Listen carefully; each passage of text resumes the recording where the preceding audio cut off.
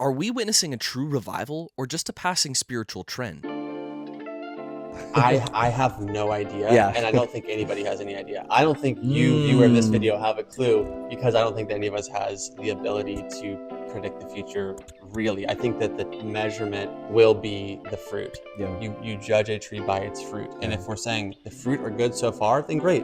Then so far, it seems great. But if the question is it a passing spiritual trend or a true revival? I guess the assumption of, or the definition of true revival, meaning lasting or bearing eternal fruit, I think time will tell. Yeah. That being said, so far, I'm looking at good things. I'm looking at a direction that looks really good. And I don't want to be the person that's so skeptical, especially when it comes to even like public figures. Like, oh, Russell Brand has 33 tattooed on his arm, which means that he is a Freemason, which means that he's in the Illuminati, and Right. Illuminati people can never be born again. Yeah. If you're you're doomed. And so he is an actor and he's all in on it. And I don't want to be so skeptical that I'm cynical of people. And if I hear a human being saying things that sound like the things that a person says when they recognize the glory and wonder of Jesus Christ, when I hear someone like Russell Brand saying those things, I celebrate that. And then if in the future he gives me reasons to believe it was an act or a charade, then I handle that when it comes. But I'm not going to prejudge something to be fake when all the signs that I'm looking at now show that it's authentic. Well, and even looking at like Kanye, for example, like we welcomed him in as the church, and we ought to have. It was good that we did, even though he's, flipped out again. I don't know when you're watching this video, he's still seems pretty flipped out right now. But the question of, whether or not he's genuine or not, it's like we still portray the welcoming, we welcome you in, and far be it from us to prevent somebody from being on our side and joining the church. I mean, think about this. Love hopes all things, yes, believes all things, endures all things, but also celebrates with the truth.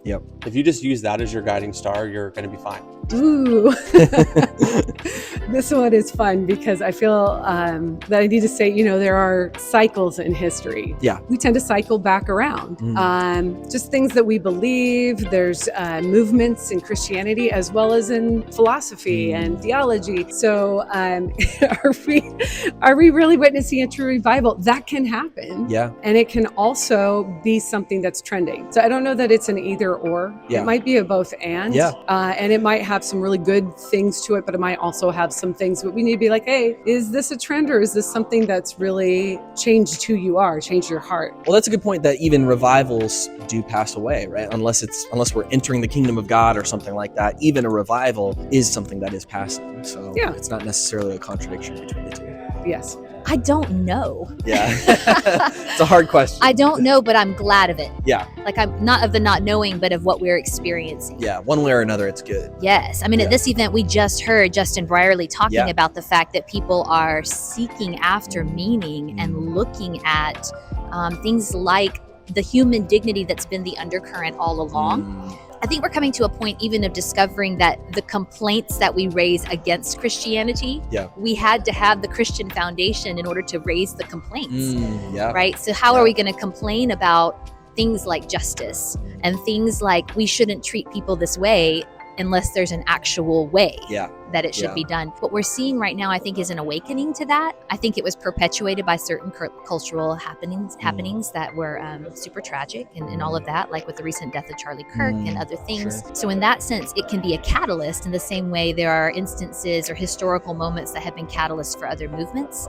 But on the whole, I'm loving the resurgence that we're seeing, and I hope it continues and isn't just a passing thing. Me too. I'm an irrational optimist, like Chesterton said, so this whole thing ends in a wedding. It's okay.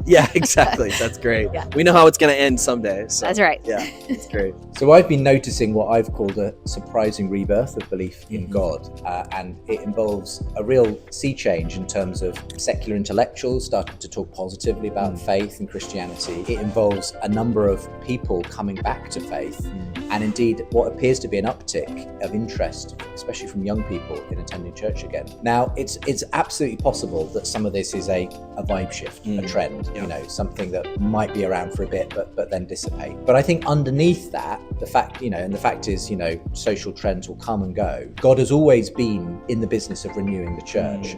There's often been times when the church looks like it's on its knees, culturally, historically. But it has always come back because God's done something new. He's brought a fresh wind of revival, an awakening, through the Wesleys, through, all of the people who historically have done that. And I think something like that is happening now. That doesn't mean that the whole thing is can all be baptized as a genuine move of God. There's going to be political factors, sociological factors, cultural factors, but something's still happening. And for me, it's the fact that people are hungry again for a story that makes sense of their life. The stories they've been telling themselves in a secular post-Christian culture just aren't working any longer. And I think they're ready to hear the Christian story again. So for me, I think this is a genuine thing. But it's going to be a mixed bag. There's going to be people who are co-opting it for political, sociological purposes and everything else. There's going to be a vibe shift. But that's okay, because the Spirit of God works with all of those factors, and you don't have to kind of say it's necessarily one or the other. That's really good. I've wondered if the intellectual component of it might contribute to some more staying power, because I do feel like there has been a major upturn in people just seeing the reasonableness of Christianity, both with the death of Charlie Kirk and people viewing his content, but also Wes Huff on Joe Rogan at the beginning of the year and things like that. It seems like that might lead to further, because once you've awakened the reason, I was just reading Screw Tape Letters, and Lewis describes how the enemy says, don't get people reasoning and thinking and giving arguments, because that's the enemy's, God's territory. So do you think maybe that might have some more staying power? And I think what's been interesting is that when the new atheism came on the scene in the mid-2000s, a lot of people said, this is terrible. They're persuading people out of the Christian faith. They're doing a lot of damage to the church. But actually, the new atheists, Dawkins, Hitchens, Harris and so on, I think they were a gift to the Christian church because they forced the Christian church to think, to stop relying on a kind of more emotional appeal. Well, there's anything wrong with emotion, but if all of our message is about an emotional appeal to Christianity, you're going to leave behind a lot of people for whom actually they also need an intellectual sort of sense of Christian faith as well. And so I was really glad to be part of a movement from the mid-2000s onwards seeking to respond to those objections, which saw a flourishing of Christian apologetics, people approaching these questions again, picking up their history books, their theology books again. And for me, that's been really important. And I think we are just starting to see some of the benefits of that now, as some of these arguments and intellectual aspects of Christian faith come into the mainstream through the Joe Rogan podcast and through some of these other folk. And for me, that's a wonderful flowering. That's why I give thanks for Richard Dawkins. I think he was actually something the church needed to be able to force it to kind of, wake up. Get on its game again. I guess it depends on who you ask. I think recent times we've seen a massive influx. I will think in the last short term, so I'm talking maybe a couple months type thing. We've seen a massive research flocking back to churches, which is great. I love to see that, and I hope they stay.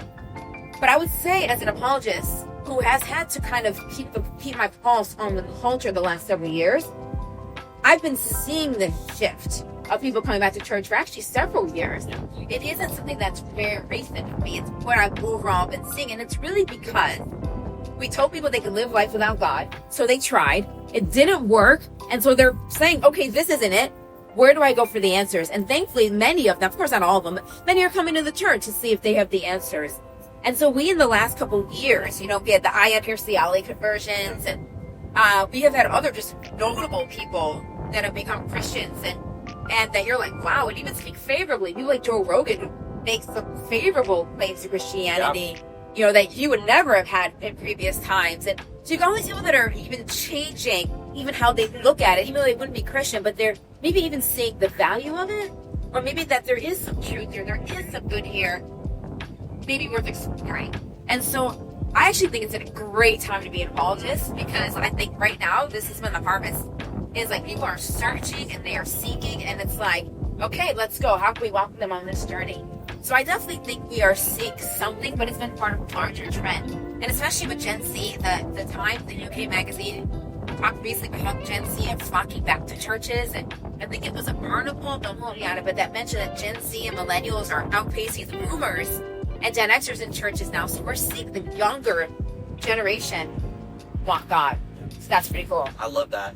And I think you're right. The overall trend is Strange Rights was this book by Tara Elizabeth Brooke, who talked about the rising spirituality in general as the new atheist movement kind of wasn't satisfying, wasn't answering on its promises.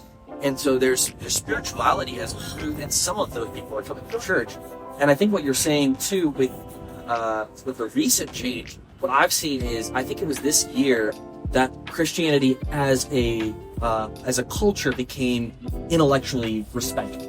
Okay. And the Wes Huff, Joe Rogan interview, I think, was a linchpin moment for that, where it was like, suddenly we had this guy representing Christianity so well that it was just obvious that there are smart Christians now that have thought these questions through and are actually doing the hard work to do scholarship.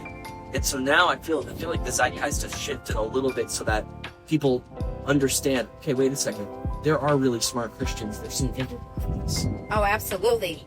And and we've seen that, thankfully, where you got really great scientists and Bible scholars and all of these things that have been saying this stuff for years. What made the Wes Huff thing maybe slightly different was that the audience that Joe Rogan had are not typically the people that would be coming to listen to some, super smart philosopher, super smart scientist speak about Christianity.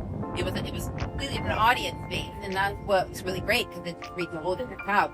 But yeah, I'm hoping that the era of Christians don't think, Christians just follow blindly, I'm hoping that era has greatly diminished, or that mindset is diminished. Yeah. And people say, look, even if I disagree with you, I can tell that you're someone who's thought through this and has actually looked at it and actually believe that there's something here, versus like, I just do this because mommy and daddy told me to, And so we definitely don't want that, but we want to demonstrate that actually Christianity, God wants us to use the minds that He created us with to know Him. It's like we use it for math and everything else. So maybe at least a revival of the intellectual understanding of Christianity. Intellectual understanding, and also the fact that maybe it does have something for me. Yeah. Like maybe I actually am not quite as good on my own as I thought I was. Yep. 12 years ago when I started out, the number one question that people asked me to speak on was, why do I need God? Because people are like, I'm good. I don't need it. And maybe we went through that period of having to deal with, why do I need Him? Why do I need Him? Until we finally realized, hey, maybe I do. Like maybe I really can't quite figure out this world on my own. Can't figure out myself on my own. Like I can't figure out morality. I don't know who to love. I don't know who to hate. I don't know what's right, what's wrong, what's up, what's down. So maybe I do need help. And it's like that's really been a big part of the shift. Is I need Him. I need something.